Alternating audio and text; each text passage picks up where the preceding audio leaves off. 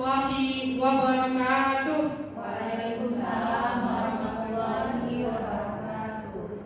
Alhamdulillahirabbil alamin. Segala puji syukur hanya milik Allah Subhanahu wa taala yang telah memberikan kita kesempatan pada pagi hari ini dalam kegiatan pemaparan materi oleh calon guru penggerak kita Ibu Purwanti dalam acara pemaparan oleh calon guru penggerak Ibu Purwanti dengan judul diseminasi budaya positif.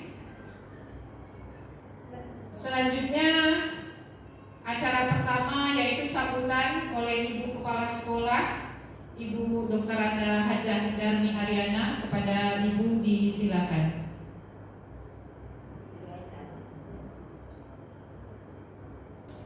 Assalamualaikum warahmatullahi wabarakatuh. Waalaikumsalam warahmatullahi wabarakatuh. Alhamdulillahirabbil alamin wassalatu wassalamu ala asrafil anbiya'i wal mursalin wa ala alihi washabihi rasulillah ajmain.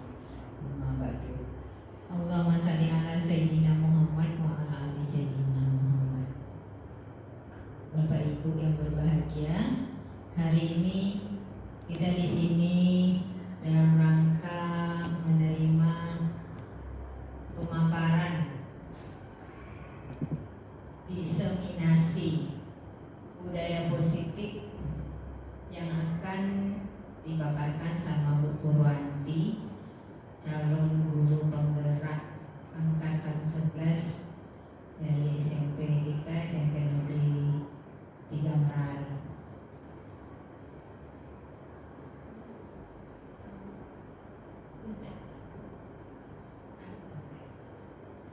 Jadi semoga apa yang akan dipaparkan sama Bu Purwanti akan menambah ilmu kita tentang apa itu budaya positif yang seharusnya juga kita kembangkan di sekolah kita, karena anak-anak kita sekarang mungkin akibat kecanggihan teknologi bukan tambah berilmu, tapi tambah tidak berilmu. Karena biasanya yang mereka gunakan di HP itu adalah bukan untuk menambah ilmu, hanya untuk bermain saja. Jadi semoga apa yang disampaikan oleh Bu Purwanti sebentar lagi akan menambah ilmu kita sebagai seorang pendidik di era globalisasi yang luar biasa ini. Ya, itu harapan saya sebagai kepala sekolah. Semoga kita semua dapat memahami dan kita semua dapat menerapkan dalam kehidupan kita sehari-hari, baik di sekolah maupun di rumah. Saya rasa hanya itu aja yang bisa saya sampaikan dalam sambutan saya. Semoga Bu Pur dapat membagikan ilmu-ilmunya kepada kita semua selama CGP. Juga nanti kalau seandainya beliau sudah menjadi GP, dapat mengembangkan ilmunya untuk kepentingan sekolah kita, sehingga sekolah kita bisa berkembang dengan baik. Itu saja. Saya tutup dengan wabillahi taufiq wal hidayah. Wassalamualaikum warahmatullahi wabarakatuh. Waalaikumsalam warahmatullahi wabarakatuh.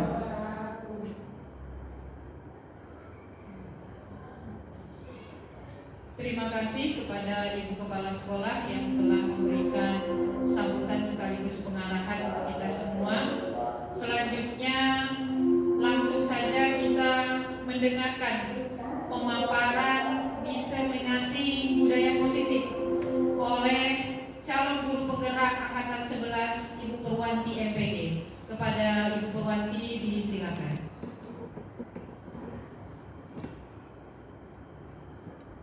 Terima kasih untuk Ibu Kepala Sekolah pada SMP Negeri 3 Meral yang telah berkenan untuk membuka kegiatan ini. Kemudian kepada Bapak Ibu semuanya, terima kasih atas waktunya yang sudah bersedia untuk ikut berpartisipasi dalam kegiatan saya ini. Saya berdiri Ibu ya. Bismillahirrahmanirrahim. Assalamualaikum warahmatullahi wabarakatuh. Waalaikumsalam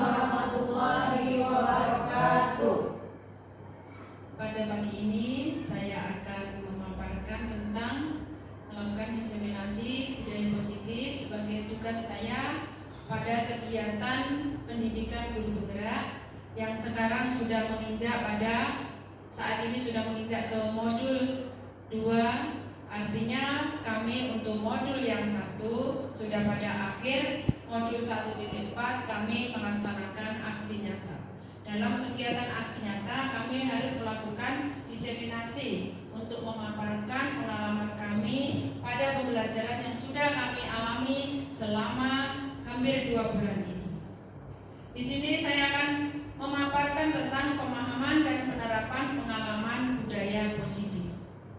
Budaya positif dari bahasa, di sini ada ibu yang ngajar bahasa Indonesia, Bu Lia. Budaya positif. Apa yang Bapak Ibu ketahui tentang budaya positif?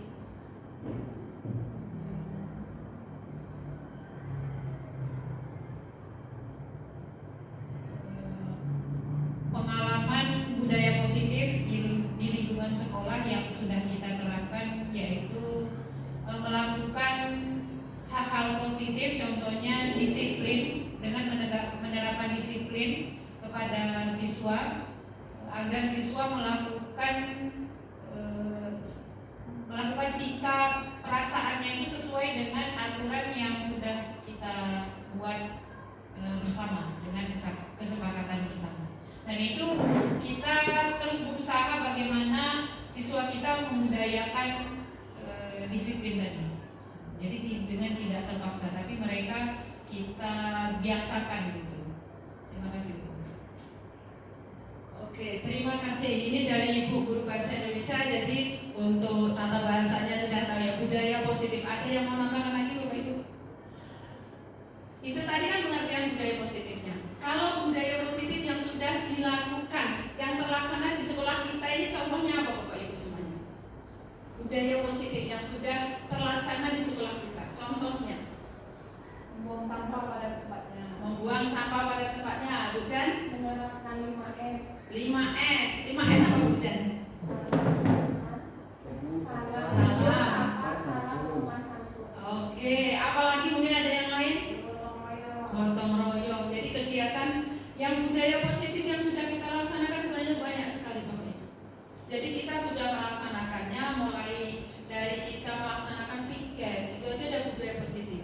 Anak kita arahkan untuk misalkan pulangnya baris di lapangan, pulangnya berurutan, putra sebelah gerbang sebelah kanan, putri sebelah kiri, itu sudah merupakan sebuah budaya yang positif.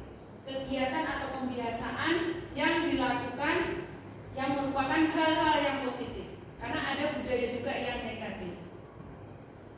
Terus untuk selanjutnya, di sini tujuan pendidikan.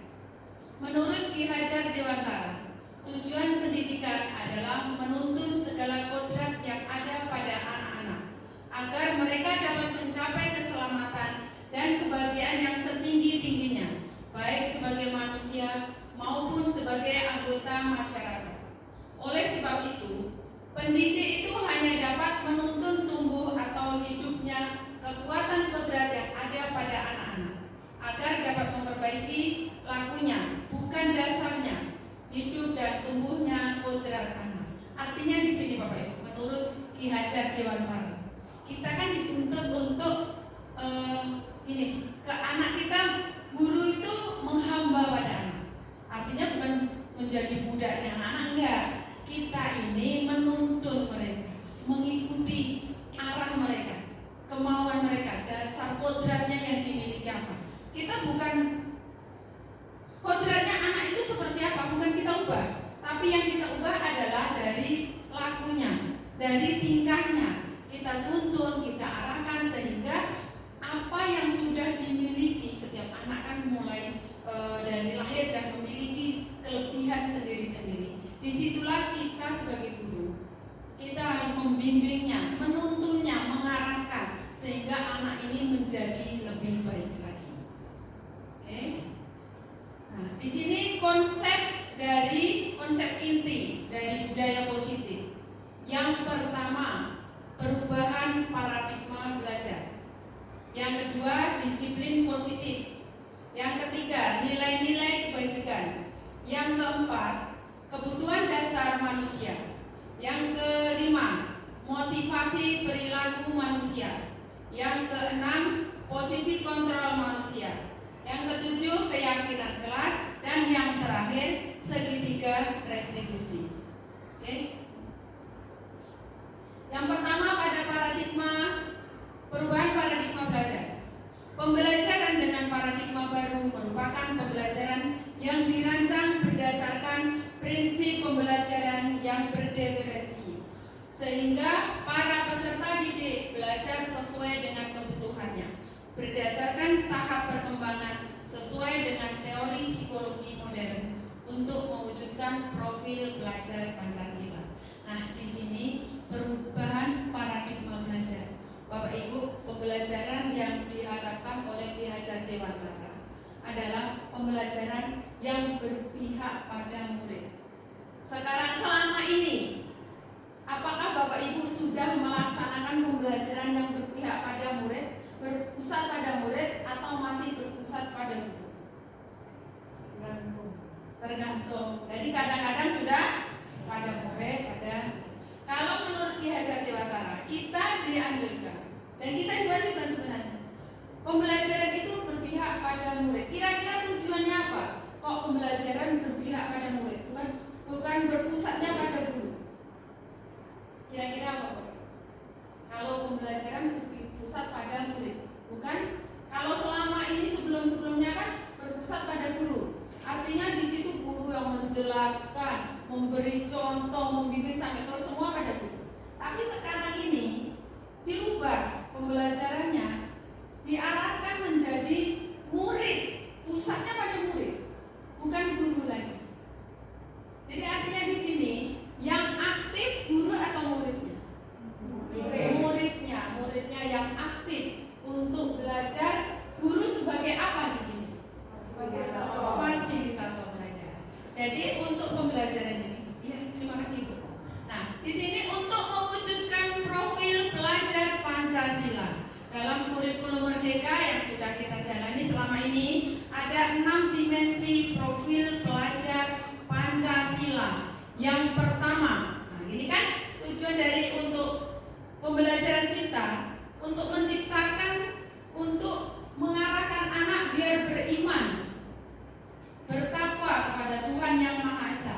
6 dimensi inilah arah kita. Yang kedua, bernalar kritis. Kita mengharapkan anak-anak kita ini menjadi generasi yang mempunyai pemikiran tinggi, yang bernalar kritis. Kemudian ada berkebinekaan global. Bu Lia yang sebagai guru bahasa Indonesia, maksud dari berkebinekaan global itu apa kira-kira? Berkebinekaan global. Di situ ada gotong royong, bernalar kritis, berkebinekaan global. Tipe anak ini minat bakatnya itu mungkin berbeda-beda, berkebinekaan artinya beragam. Kemudian mandiri. Kita mengharapkan anak didik kita ini nanti menjadi seorang pribadi yang mandiri, kemudian kreatif. Kalau 6 dimensi ini sudah bisa terbentuk pada anak-anak kita, insya Allah nanti tujuan dari pembelajaran itu, tujuan pendidikan akan tercapai di sini sesuai dengan profil pelajar Pancasila. Oke. Nah, di sini tadi paradigma yang pertama sudah. Yang kedua, disiplin positif. Tadi bedanya budaya positif. Nah, di dalam budaya positif ada disiplin positif. Disiplin berasal dari kata disiplina, yang artinya belajar. Disiplin mengacu pada disiplin diri yang memiliki tanggung jawab terhadap apa yang dilakukannya berdasarkan nilai-nilai yang diyakini. Disiplin positif merupakan salah satu cara penerapan disiplin yang bertujuan untuk menumbuhkan kesadaran serta memperdayakan peserta didik tanpa imbalan, penghargaan atau reward, ancaman atau hukuman.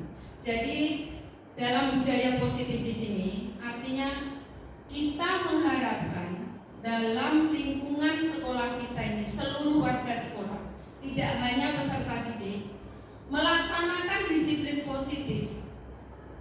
Itu bukan karena reward, bukan karena imbalan, tapi berdasarkan dari hati nurani sendiri.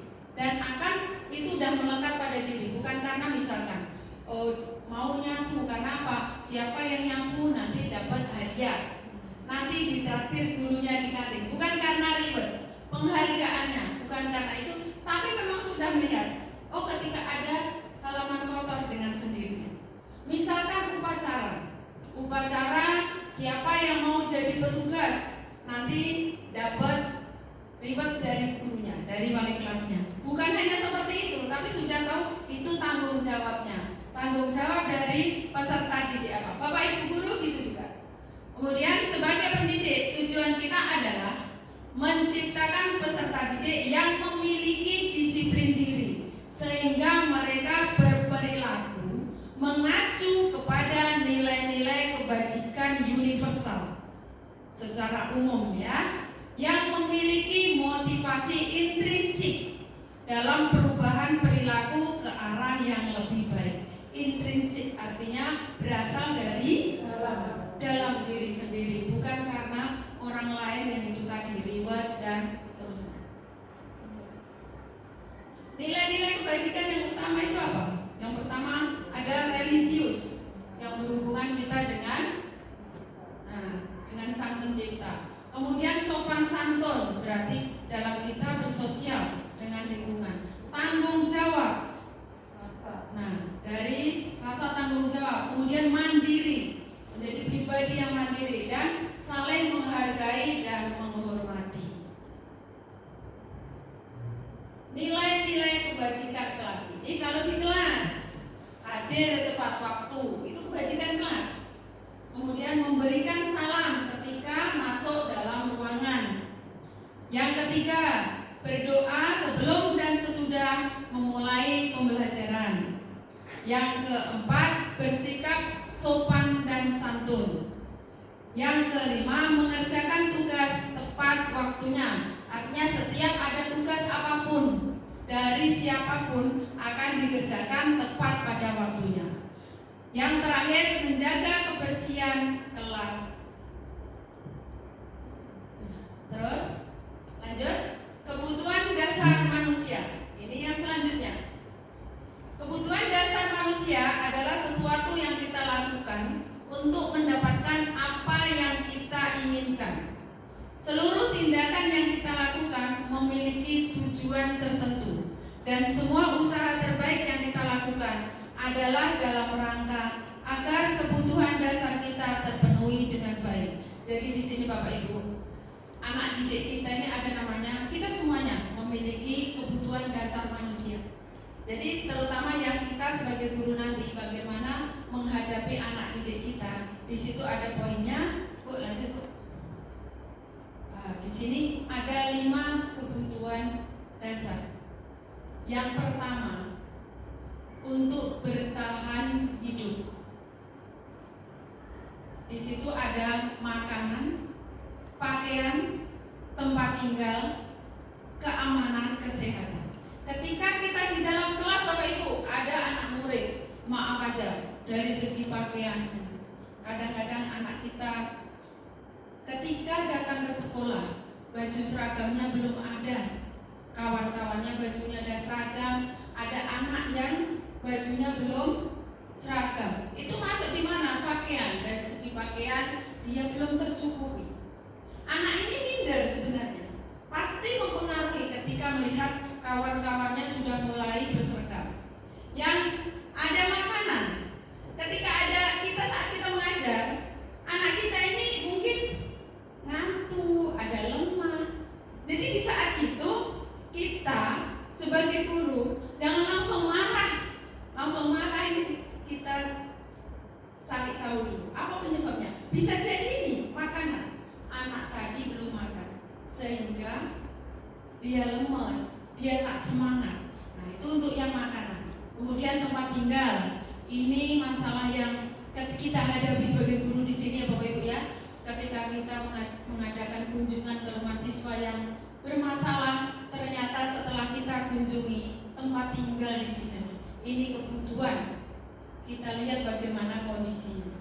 Kemudian ada keamanan, bagaimana anak ini merasa aman saat di kelas, tidak ada gangguan, tidak ada merasa mungkin dibully kawannya. Jadi dia aman di dalam kelas itu. Yang terakhir ada kesehatan.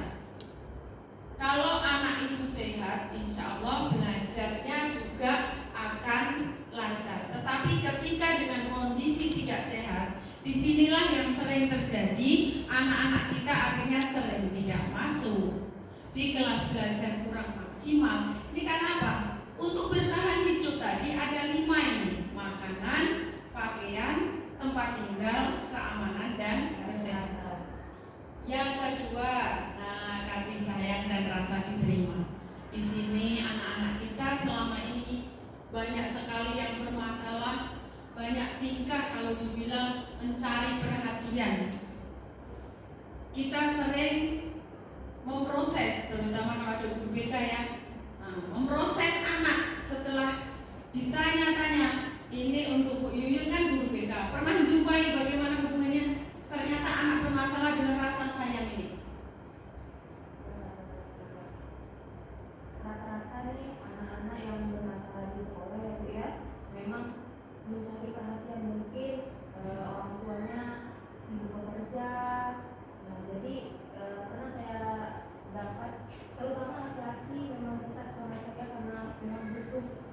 Dia sih saya, ya dia bukan nakal Bu, tapi memang butuh perhatian dari emaknya. Jadi inilah contohnya Bapak Ibu. Ternyata anak-anak kita yang butuh kasih sayang. Akhirnya ketika dia di rumah tidak dapat kasih sayang, di rumah mungkin tertekan, tapi sekali datang ke sekolah, disitulah dia luapkan dengan hal-hal yang negatif. Apalagi kalau ketemu kawan yang kurang tepat. Nah di sini ada satu rasa diterima di dalam kelas ketika keberadaannya, merasa di situ dia sama kawan-kawannya mungkin agak dikucilkan, merasa dia mau berkawan dengan ini dipilih-pilih. Di sini anak ini pengen memiliki rasa diterima oleh kawan-kawannya sehingga dia merasa nyaman. Yang kedua dipedulikan, yaitu tadi perhatian ya Bu ya, mengharap perhatian. Di rumah tidak ada perhatian, di sekolah Bapak Ibu gurunya juga kurang perhatian. Mungkin ketika dia buat apa sedikit kena marah. Nah disinilah nanti dampaknya. Kemudian berbagi dan kerjasama dengan rekan-rekannya. Dia pengen berbagi, pengen bekerja sama, membaur. Inilah rasa kasih sayang dan rasa diterima oleh kawan-kawannya, oleh lingkungannya di sekolah. Ini yang mereka butuhkan. Kemudian penguasaan. Kalau penguasaan kita lihat dari apa yang ada di sini.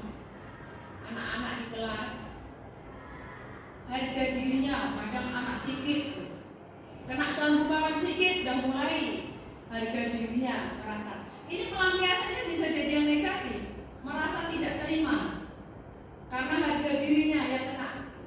Yang kedua, keinginan untuk dianggap, pengen di situ merasa dia itu pengen dianggap menjadi yang wah, mungkin pengen di kelas itu dia disegani kawan-kawannya, kemudian memimpin, pengen dia di situ menjadi bukan penguasa, tapi di antara kawan-kawannya dialah yang paling hebat.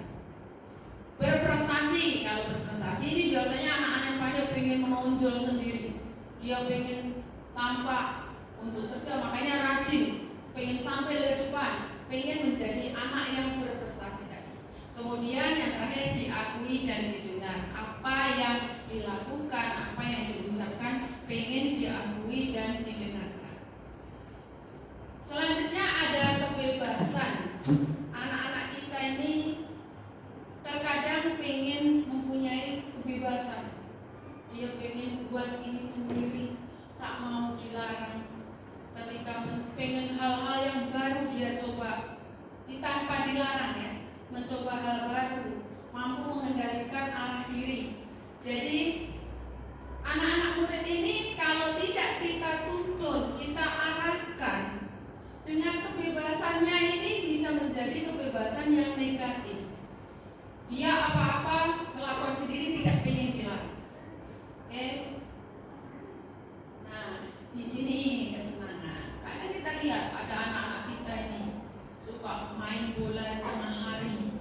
Itu yang paling sering. Kalau suka bola itu udah luar biasa.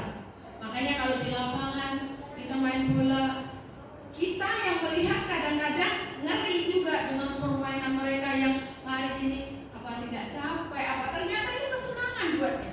Kalau kita suruh seperti itu malaslah berkeringat. Kalau guru, kita sebagai guru melihatnya apa? Malas berkeringat, terus panas-panas, tapi ternyata itulah kesenangan mereka. Kemudian humor. Anak yang suka melawak di kelas, pasti kita jumpai. Di kelas tuh ada anak yang suka melawak, ketawa-tawa. Oh, tak boleh dilarang itu anak ketawa.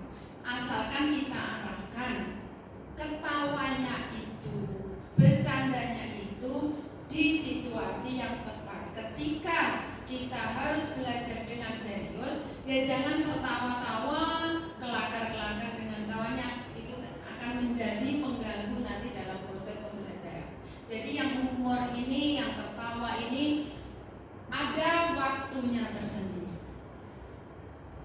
Oke, berhubungan dengan itu semua, selanjutnya setiap manusia dalam berperilaku melakukan sesuatu pasti ada motivasinya, pasti ada tujuannya.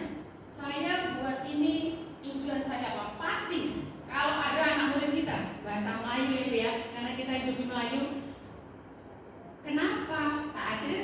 Nah, pasti ada, nggak mungkin melakukan sesuatu itu kok tak ada, itu nggak mungkin. Dan dalam melakukan sesuatu itu ada yang dorongan dari luar, ada yang dari dalam diri sendiri, yaitu yang motivasi ekstrinsik, yang pengaruh dari luar, yaitu untuk menghindari ketidaknyamanan dan hukuman. Dia melakukan itu karena apa? Biar tidak dihukum, biar nanti tidak terjadi ini, biar tidak ini. Jadi hal-hal yang membuat dia nggak nyaman itu dia lakukan bukan dari hati, tapi untuk menghindari itu tadi. Yang kedua, untuk mendapatkan imbalan atau penghargaan dari orang lain. Nah, itu bersihkan nak, contohnya. Nanti habis ini apa? Ibu traktir di kantin. Atau nak buat ini. Nanti maju ke depan, nilainya nanti ditambahi. Jadi ke depan itu bukan karena dia pengen dari diri sendiri, tapi karena apa? Mengharapkan tadi. Karena dikasih janji, dikasih reward siapa yang ke depan, makanya dia bisa maju ke depan. Bukan karena dia pengen, oh saya bisa, saya ke depan. Bukan karena itu. Yang kedua, motivasi intrinsik. Jadi dengan motivasi intrinsik dari diri sendiri itu tadi, dia ingin menjadi orang yang mereka inginkan dan menghargai diri sendiri dengan nilai-nilai yang mereka percayai. Misalkan tiap pagi anak ini pergi ke sekolah, datang cepat-cepat. Bukan pengen, oh nanti yang datang cepat saat nanti hari pendidikan dia dapat reward sebagai siswa paling rajin atau guru paling rajin, atau misalkan dia melakukan kegiatan yang positif tapi dengan imbalan dari orang lain. Bukan karena itu, tapi memang jiwanya dia setiap pagi paling tak nyaman kalau pergi terlambat. Dia pergi pagi. Kemudian ketika di kelasnya kotor, dia tidak nyaman. Kemudian apa? Membersihkan meskipun itu bukan piket dia, tapi ketika melihat sampah, dia mau membersihkannya. Nah, hubungannya dengan perilaku motivasi tadi yang dihindari, ini ada hukuman, konsekuensi, dan restitusi. Nah, hukuman yang pertanyaan, Bapak Ibu semua pernah memberi hukuman ke anak-anak? Pernah. Ini selalu ya. Kalau konsekuensi, bedanya hukuman dengan konsekuensi tahu Bu Mimin?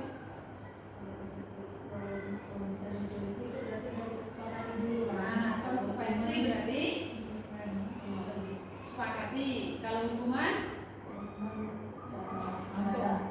mendada. Oke.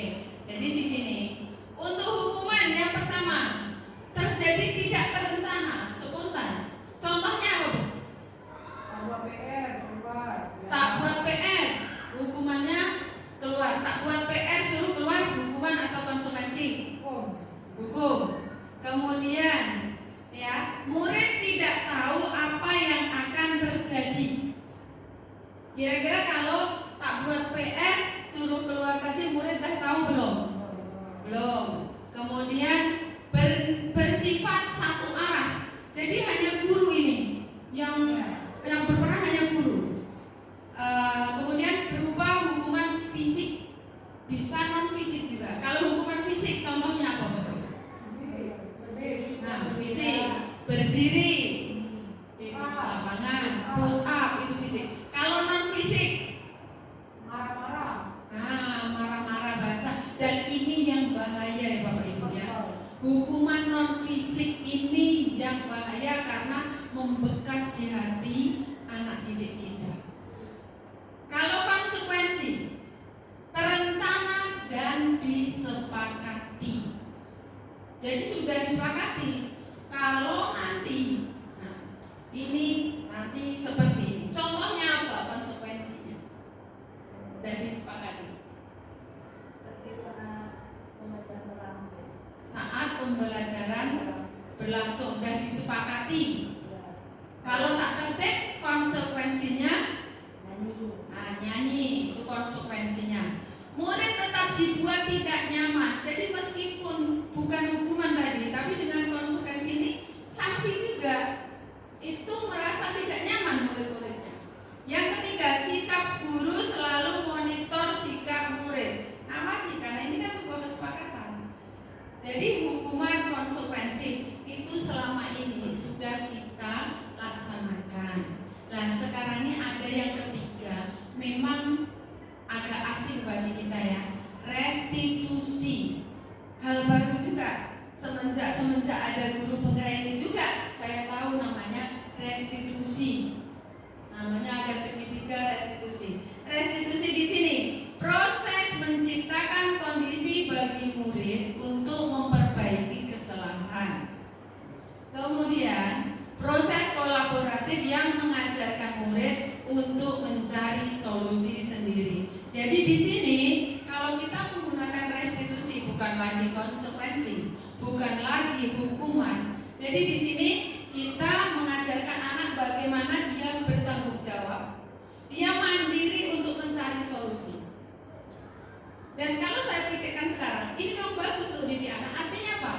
Suatu saat ke depan nanti, ketika anak ini dewasa, hidup dimanapun, dia bisa solutif. Ketika menghadapi masalah, dia akan bisa memilah. Oh karena ini, dan solusinya saya harus seperti ini. Itu artinya harus solutif. Oke. Nah di sini, ini ada 3 pernyataan. Apakah termasuk hukuman atau konsekuensi? Yang pertama, siswa disuruh membersihkan halaman karena terlambat datang ke sekolah. Hukuman. Oke. Yang kedua, membersihkan lantai karena menumpahkan air minum. Hukuman apa konsekuensi? Konsekuensi karena dia sudah menumpahkan itu tadi. Konsekuensinya dia juga yang harus membersihkan. Yang ketiga, hormat bendera selama 1 jam karena tidak ikut upacara. Hukuman. Jadi di sini untuk hukuman, konsekuensi, dan mudah-mudahan kita nanti ya Bapak Ibu di sini perlahan-lahan, pelan-pelan untuk hukuman dan konsekuensi ini mudah-mudahan bisa kita hapus secara perlahan, dan anak-anak kita sendiri kalau kita menerapkan yang ketiga tadi, mudah-mudahan saja bisa tanpa ada hukuman, tanpa ada lagi konsekuensi. Karena kalau memang yang ketiga restitusi tadi kita terapkan, insya Allah caranya memang sangat menyejukkan. Oke, sekarang adalah disinilah posisi kita nih sebagai guru. itu kita ada 5 posisi kontrol. Yang pertama, kita sebagai penghukum. Yang kedua, sebagai pemantau. Yang ketiga, pembuat rasa bersalah. Yang keempat, kadang kita ini berperan, posisi kita macam teman. Yang kelima, manajer. Bapak Ibu selama ini ada di posisi mana aja? Mana aja? Bu Jen posisi apa Bu Jen? Yang sudah dialami selama ini? Campur-campur. Apa? Pernah menjadi penghukum? Pernah. Pemantau? Pernah. Pembuat rasa bersalah? Biar membuat murid merasa melo-melo, sedih-sedih gitu. Jadi menyentuh biar siswa ini tersentuh gitu kan. Menjadi teman, nah menjadi manajer. Disinilah posisi manajer ini yang diharapkan nanti. Nah, yang pertama di sini, kalau penghukum, contohnya, ketika ada kasus siswa sering terlambat datang ke sekolah, sering terlambat, sudah dinasihati masih juga sering. Nah, ketika kita berperan sebagai penghukum, yang kita lakukan apa? Kalau kita sendiri jumpa anak yang sering terlambat kayak gitu, biasa Bu Mimin kalau ada anak sering terlambat, biasa kasih hukuman enggak? Apa?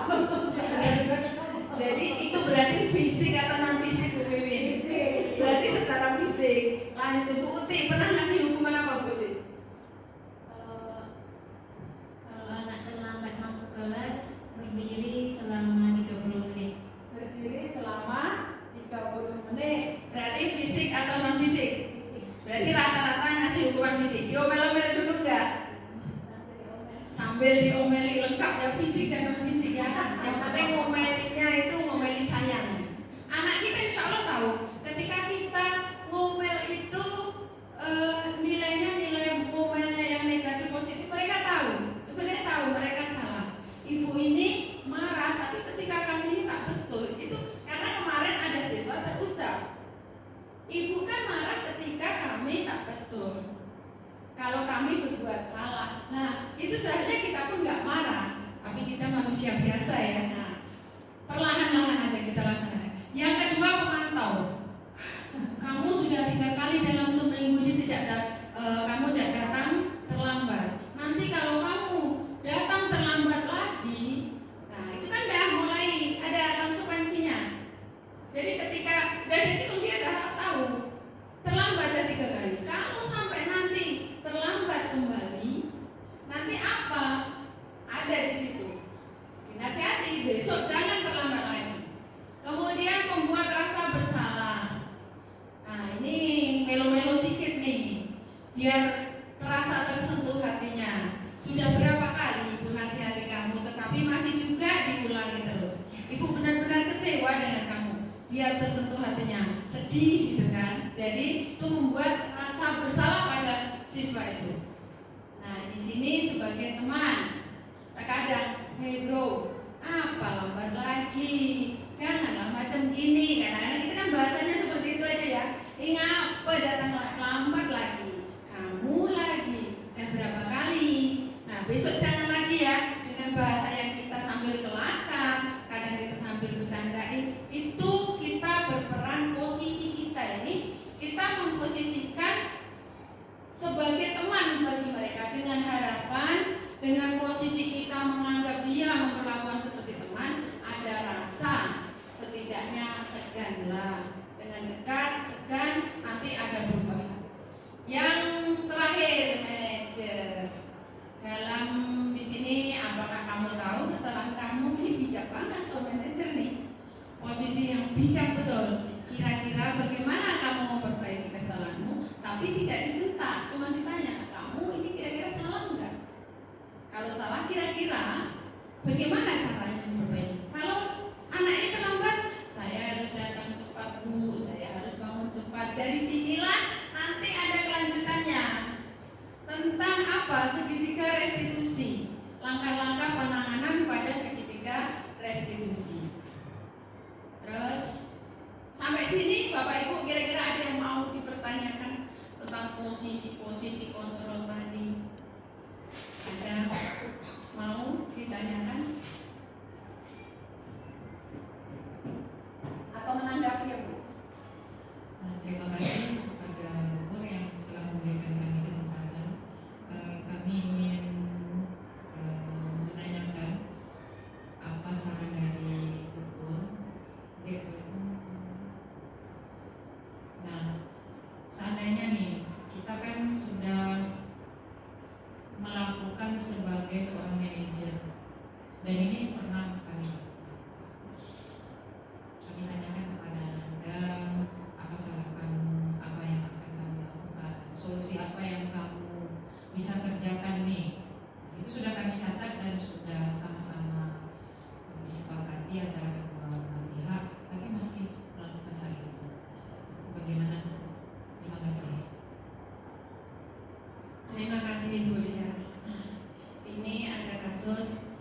ketika kita sudah berperan sebagai manajer, kita sudah mulai menanyakan ke anak tersebut apa salahnya, terus solusinya gimana kira-kira.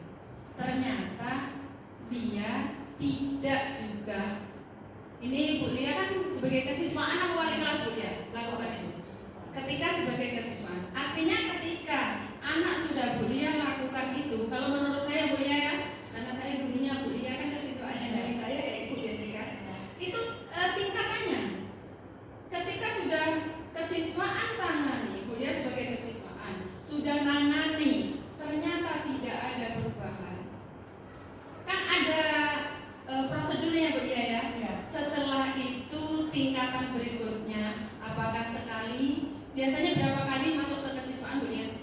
4 kali dari tingkat kuliah, 4 kali dari waras, kemudian lanjut ke BK, kemudian dari BK ke IKA. Ada. Artinya itu sudah dari BK lagi ya, dari wali kelas sudah lanjut ke BK. Nah, setelah sampai kesiswaan, berikutnya kan berarti udah ke puncaknya sampai ke itu untuk orang tua, berarti sudah melibatkan orang tua ya Bu ya. Kalau sudah sampai melibatkan orang tua, bahkan sudah sampai BK sudah naik ke kesiswaan ke orang tua, artinya itu sudah mulai menjadi kebijakan dari kepala sekolahnya. Jadi bisa ditemani kepala sekolah, orang tua dan dipanggil, kira-kira kok anak ini seperti ini, sudah dijumpai dari orang tua kan mungkin ketahuan. Nah, kita identifikasi, ternyata anak ini kok tidak berubah, kenapa? Ternyata masalahnya apa? Dari dengan orang tua inilah kita tahu. Kalau memang solusinya ternyata dia nggak nyaman di sini, bagaimana nanti antara orang tua dengan kebijakan arahan dari kepala sekolah. Kalau menurut saya seperti itu. Oke. Atau ibu lain ada yang nanggapi lagi? Oke. Kita lanjutkan.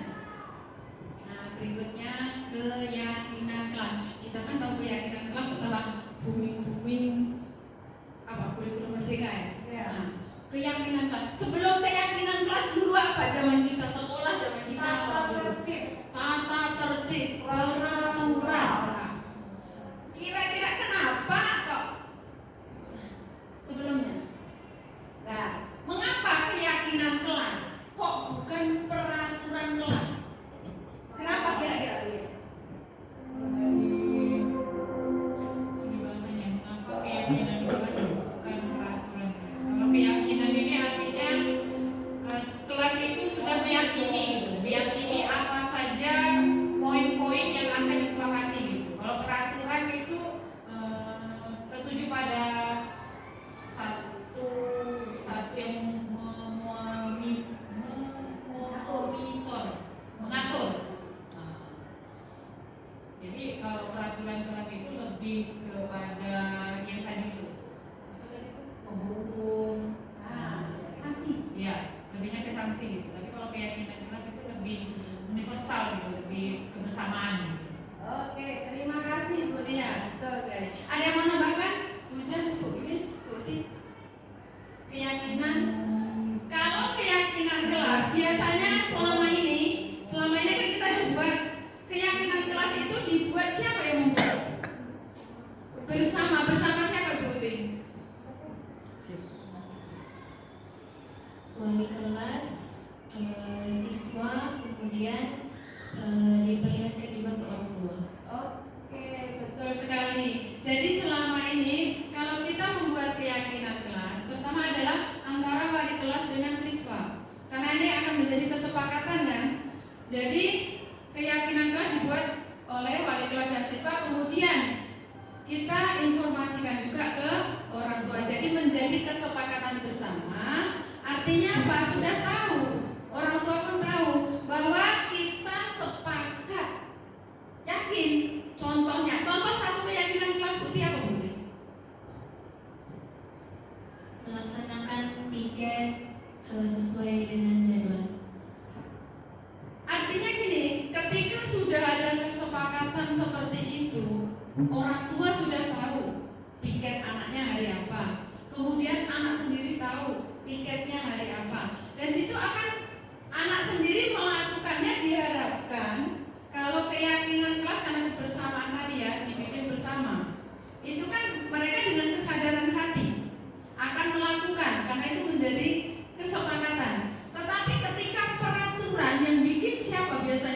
Kalau dulu tata tertib itu yang bikin siapa Bu Lia? Nah, yang tata tertib wali kelas, sekolah. Jadi siswa tahunya udah tak boleh, tidak boleh gitu kan. Nah, dilarang. Nah, tapi kalau dalam keyakinan ada nggak bahasa tidak dilarang? Lebih ke arah positif. Nanti ada pembahasannya.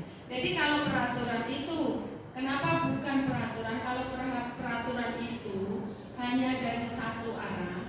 Kalau keyakinan itu dari dua arah. Nah, keyakinan kelas di sini adalah nilai-nilai kebajikan atau prinsip universal yang disepakati bersama secara universal, lepas dari perbedaan agama, suku, negara, dan bahasa. Menurut Gosen, suatu keyakinan akan lebih memotivasi seseorang dari intrinsik, dari dalam. Seseorang akan lebih bersemangat untuk menjalankan keyakinannya daripada hanya sekedar mengikuti peraturan. Jadi kalau peraturan tadi cenderung menghukum. Kalau dulu ya Bu Lia ya, pernah dulu yang pembina OSIS zaman dulu apa? Ada tata tertib, nanti ada nyusun apanya? Sanksinya kan? Ada peraturannya, ada poin-poin. Kalau sudah 30 poin nanti apa? Itulah bedanya keyakinan sekarang dengan peraturan. Oke? Nah, ini pembentukan keyakinan kelas. Yang pertama, keyakinan kelas bersifat lebih abstrak daripada peraturan yang lebih rinci dan konkret. Yang kedua, keyakinan kelas berupa pernyataan universal secara umum. Yang ketiga, pernyataan keyakinan kelas dibuat dalam bentuk positif. Jadi positifnya apa? Yang itu tadi, tidak boleh, dilarang, itu nggak ada dalam keyakinan kelas. Kemudian keyakinan kelas hendaknya tidak terlalu banyak sehingga mudah diingat dan dipahami. Hanya simpel, misalkan Uti di kelas 81 buat keyakinan apa di situ? Misal, intinya kan kalau dalam peraturan dilarang makan dan minum di kelas, dilarang membuang sampah. Tapi kalau dalam keyakinan kan diubah bahasanya, membuang sampah pada tempatnya. Misalkan dilarang makan dan minum di kantin, gitu kan? Jadi bahas di sini simple aja, sedikit, gak usah banyak-banyak. Kalau peraturan tata tertib saya ingat Bu Lia yang dipajang di kelas dulu sebanyak itu, mulai dari rambut, mulai dari apa, terlalu banyak dan luas. Akhirnya murid kita nggak semua terbaca, bahkan secara umum aja ngerti, tapi detailnya nggak ngerti. Kemudian keyakinan kelas sebaiknya sesuatu yang dapat diterapkan di lingkungan tersebut. Jadi membuat keyakinan tuh yang bisa diterapkan di kelas, jangan tak bisa buat kelas dibuat aturan di situ keyakinannya. Kemudian semua warga kelas ikut berkontribusi dalam pembuatan keyakinan kelas lewat kegiatan curah pendapat. Jadi dibuat, kalau Bu Uti kemarin sistemnya pakai bagaimana? Apakah ambil suara terbanyak? Bu Uti yang memimpin dengan misal keyakinan ini anak menyetujui itu atau anak yang menyampaikan apa itu? Sebagian ada yang saya sebutkan, ada juga yang anak yang menyampaikan. Jadi akhirnya kan dipancing ya, dikasih seandainya ini, tapi tetap suara terbanyak, kesepakatan bersama ya. Kemudian yang terakhir, bersedia meninjau kembali keyakinan kelas dari waktu ke waktu. Artinya apa? Ketika sudah misalkan selama 1 semester kita buat keyakinan kelas, ternyata apa? Kok nggak berjalan? Membuang sampah pada tempatnya. Ini kok anak masih juga. Makan dan minum di luar kelas, ternyata masih juga ada. Artinya kita harus meninjau terus secara berkala. Nah, ini yang tadi saya maksudkan bahwa ada hubungannya dengan hukuman, konsekuensi. Yang terakhir restitusi tadi, kita menginjak pada segitiga restitusi. kalau bisa kita ini menerapkan di sekolah kita, Bapak Ibu, kita semua guru kita sama-sama menerapkan ini. Tidak ada namanya kita sampai teriak marah ke anak. Bapak Ibu pernah menghukum anak? Kalau kita tadi pada posisi kita menghukum gitu, perasaan kita setelah menghukum anak itu bagaimana? Gimana Bu Wiwin yang nyubit anak tadi? Rasa bersalah, tak enak, ya kan? Nanti kakak-kakak polisi lah nelpon. Takut ini juga takut posisi polisi nelpon. Ketika kita melakukan itu tadi sebagai penghukum langsung, kita ini yang jelas menyakiti hati kita juga. Kita jadi nggak tenang kan? Kita merasa bersalah dan anak nanti bisa jadi itu juga sakit hati dengan kita. Nah, kalau kita ketika kita menghadapi anak bermasalah, di sini kita menggunakan segitiga restitusi, yaitu suatu proses dialog yang dijalankan oleh guru agar dapat menghasilkan murid yang mandiri dan tanggung jawab. Itu tadi, tanggung jawab terhadap perbuatannya, kemudian mandiri itu bisa mencari solusi dalam menyelesaikan masalahnya.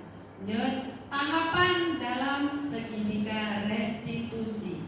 Yang pertama, menstabilkan identitas. Jadi misalkan tadi, ketika ada anak terlambat, kalau saya tidak menggunakan ini, kenapa kamu terlambat? Kita pakai nada tinggi, emosi. Sebenarnya kita yang sakit juga nih. Kita dengan emosi, kenapa terlambat gini-gini, kita pakai ngomel, marah kan. Tetapi ketika saya sebagai wali kelas dilapori, Bu Pur, anak ibu ini terlambat, guru piket terlambat. Anak ibu ini terlambat, sudah 3 kali hari Sabtu ini selalu datang terlambat. Padahal sudah ditangani. Kalau saya mau langsung panggil, kamu terlambat lagi ya. Mungkin dengan pakai begini, anak ini bukan langsung, mungkin diam, nunduk. Tapi dalam diam dia kita nggak tahu. Kita nggak mau cari kenapa dia terlambat. Nah, karena di sini kita menstabilkan. Berdasarkan prinsip membuat kesalahan adalah bagian dari proses pembelajaran. Kita menstabilkan identitas ini. Tujuan kita apa? Biar anak nyaman dulu. Anak ini tidak salah nih, dan melakukan kesalahan. Biar anak nyaman, anak tenang, kemudian sama kita ini sudah nyaman, dia mau terbuka, dia mau membuka diri. Dari sini berbuat salah itu wajar. Misalkan ibu paham berbuat salah itu wajar, tidak ada manusia yang sempurna. Ibu pun dulu pernah juga sekolah terlambat. Kadang sekarang aja, kadang ibu juga terlambat. Nah, ini untuk pertama biar anak itu tak down.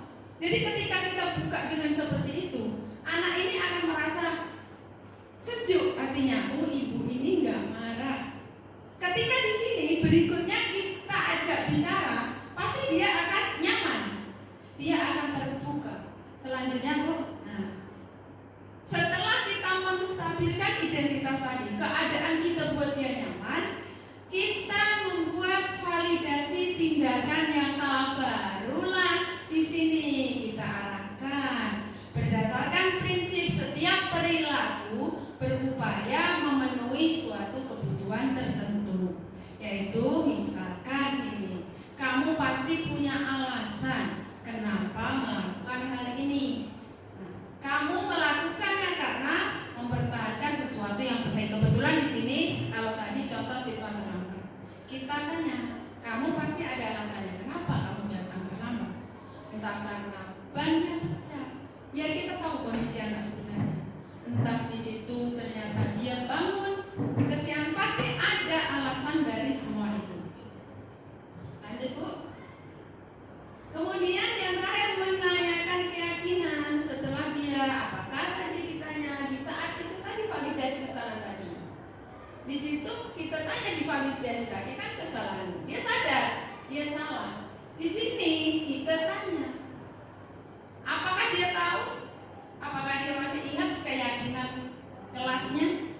Kemudian nilai-nilai apa yang sudah disepakati, seperti apa gambaran kelas yang ideal, kemudian pengen menjadi seperti apa. Di sini tanya keyakinan kelas yang mana yang sudah dilanggar.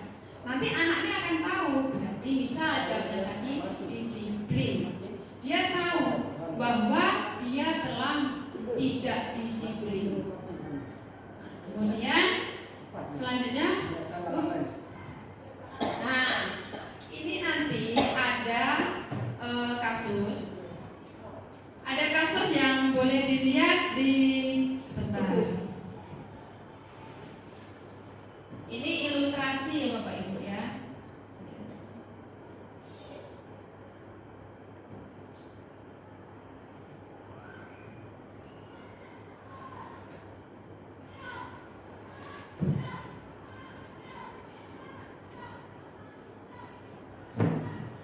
Ini ilustrasi yang kami kemarin yang sudah kami lakukan terhadap anak-anak.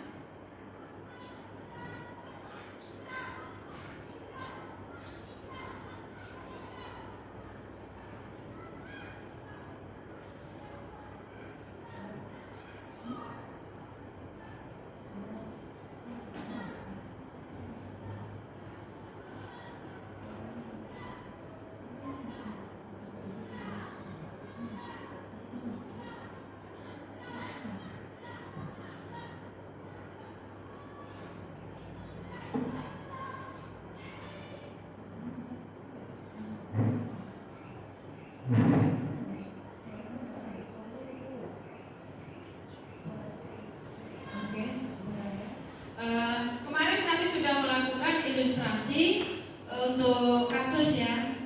Ada dua. Yang pertama, ketika ada satu anak sering terlambat. Kemudian yang kedua, ketika ada satu anak di situ marah terhadap temannya karena diejek temannya. Jadi ketika diejek temannya, maaf karena ini nggak bisa. Ketika diejek temannya, jadi ketika itu namanya Vita.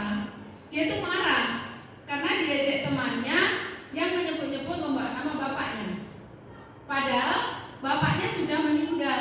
Dia ini nggak terima, marah spontan apa? Buku itu dilempar, buku kawannya dilempar.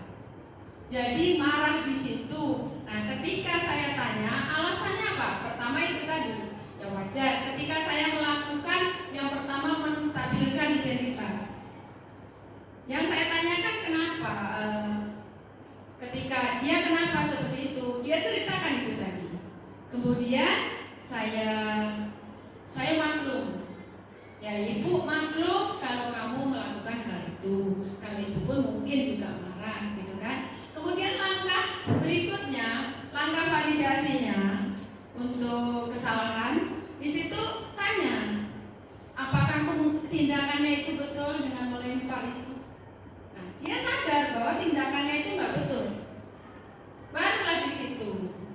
Kira-kira nanti yang ketiga, keyakinan kelasnya dulu. Keyakinan kelas apa yang sudah dilanggar untuk menghormati dan menghargai sesama temannya. Nah, solusinya apa setelah itu kira-kira nanti? Setelah itu dia akan lebih sabar ketika menghadapi masalah apapun nanti, tidak akan bertindak sendiri, akan lebih sabar dan akan melaporkannya ke guru atau wali kelas sehingga tidak berbuat sendiri. Oke, balik ke tadi. Oke, ini untuk Bapak Ibu semuanya. Dalam kegiatan kali ini sebagai tugas kami sebagai calon guru penggerak. Kami mengharapkan dengan diseminasi, dengan apa yang kami sampaikan ini ada manfaatnya. Ini sebagai salah satu tugas, tapi bukan formalitas. Kami berharap betul-betul apa yang saya sampaikan ini akan bermanfaat untuk kita. Nanti kita sama-sama. Untuk calon guru penggerak, untuk guru penggerak yang sudah ada, saya yang sekarang sebagai calon guru penggerak, dan ada kawan yang nanti juga akan ikut pendidikan guru penggerak. Mudah-mudahan semakin banyak yang ada di sekolah kita ini, guru penggerak yang ada ini, nanti kita bisa sama-sama mewujudkan apa, terutama visi kita ya, yang kemarin visi sekolah yang sudah kita bentuk. Kita nanti sama-sama membuat sekolah ini menjadi lebih baik dan kita bisa melaksanakan pembelajaran sesuai dengan filosofi oleh Ki Hajar Dewantara. Kita bisa menciptakan budaya positif lingkungan sekolah kita, sehingga dengan kondisi budaya positif, lingkungan positif, guru, siswa, seluruh warga sekolah akan merasa nyaman di sini, dan sekolah ini bukan menjadi tempat yang membosankan, tetapi tempat yang nyaman, sehingga siswa juga betah di sekolah,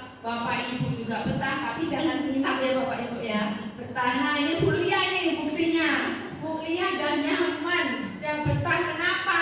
Ruangannya dulu ruangannya gudang ya bu ya, dikasih gudang disulap menjadi kamar hotel, AC-nya belum dipasang. Ini belum pasang AC aja dan lupa pulang.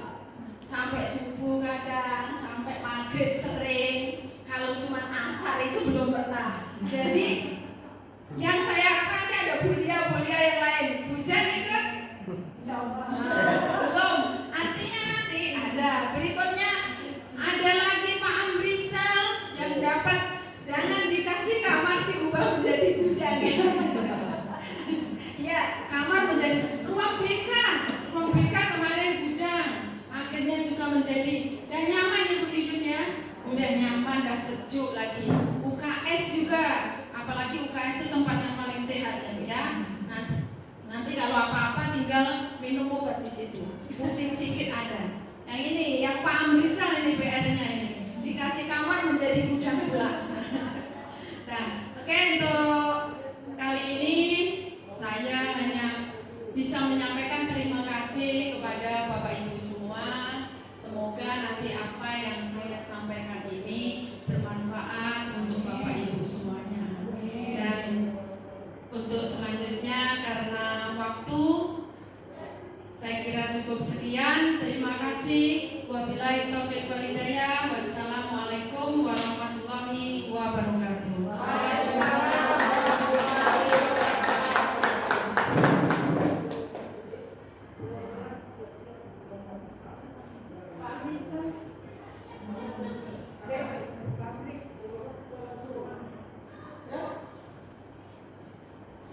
Terima kasih Bu Pur yang sudah memaparkan tentang diseminasi luar biasa.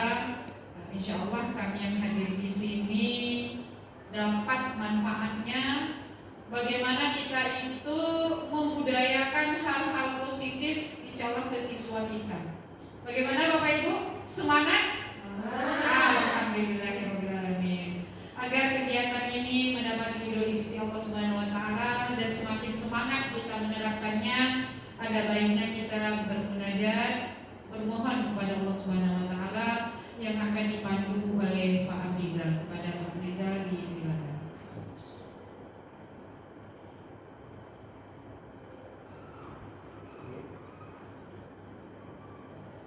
Assalamualaikum warahmatullahi wabarakatuh. Seperti yang sudah disampaikan oleh moderator tadi, supaya kegiatan kita pada hari ini diridhoi dan disertai oleh Allah Subhanahu Wa Taala, dan semoga bermanfaat nantinya. Alangkah baiknya kita bacakan doa sedikit. Langsung saja. A'udzubillahiminasyaitonirrajim. Bismillahirrahmanirrahim. Alhamdulillahirabbil alamin. Hamdan yuwafi ni'amahu wa yukafi majidah. Ya Rabbana lakal hamdu kama yanbaghi li jalali wajhikal karim wa 'azimi sultanik. Allahumma innaka 'afuwwun karim wa tuhibbul 'afwa fa'fu 'anna ya Allah ya karim. Allahumma inna nas'aluka ridhaka wal jannata wa na'udzu bika min sakhatika wan nar. Allahumma ighfir lana dhunubana wa liwalidayna warhamhuma kama rabbayana shaghira. Allahumma inna nas'aluka salamatan fid din wa afiyatan fil jasad wa zinatan fil ilmi wa barakatan fil rizqi wa tawbatan qabla al-maut wa rahmatan ba'da al-maut wa maghfiratan ba'da al-maut. Allahumma hawwin 'alaina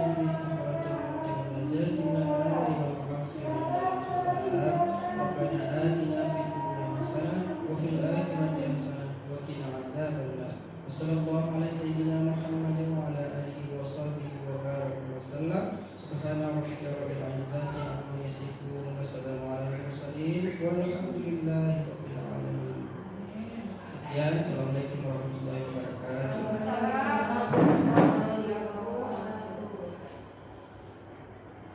Terima kasih Pak Amrizal. Semoga apa yang kita munajatkan insya Allah